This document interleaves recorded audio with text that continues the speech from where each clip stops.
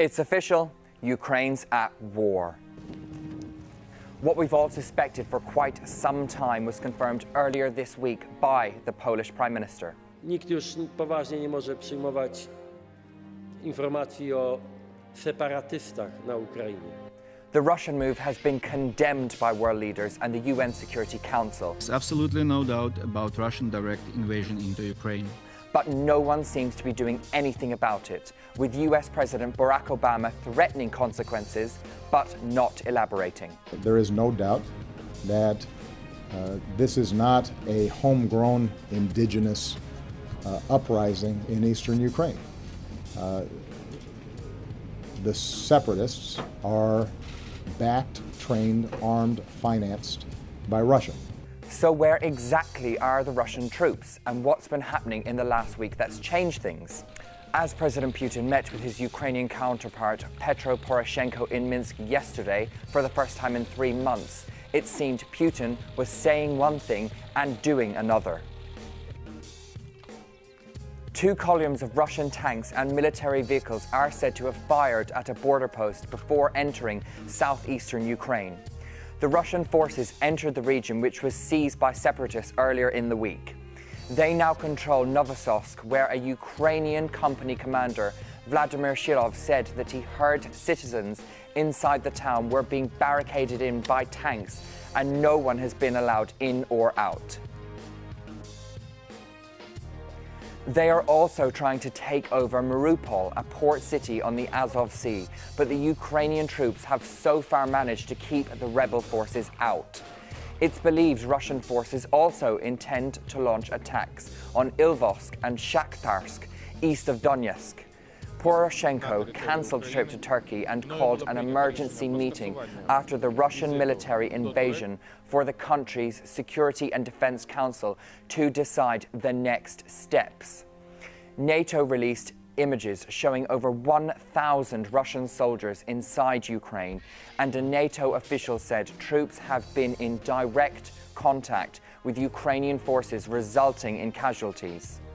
Russian state television has reported that serving Russian soldiers on leave from their posts were fighting Ukrainian troops alongside the rebels.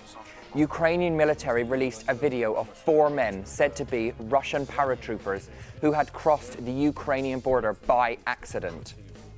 Earlier this week, Britain's General Sir Richard Sheriff, who was a NATO Deputy Supreme Commander, said Western Europe would not be able to defend itself against Russian intervention because of the progressive dismantling of military capability.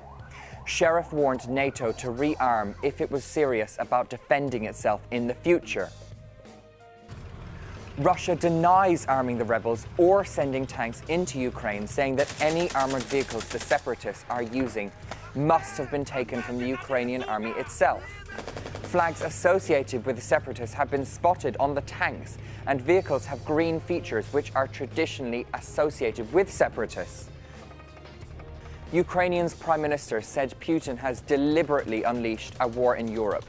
He also called for the US, Europe and G7 countries to freeze Russian assets and finances until Russia withdraws armed forces, equipment and agents. Ukrainian military said 100 tanks, armoured vehicles and rocket launchers were seen travelling near Telmanov, 80 kilometres south of Donetsk and 20 kilometres from the Russian border.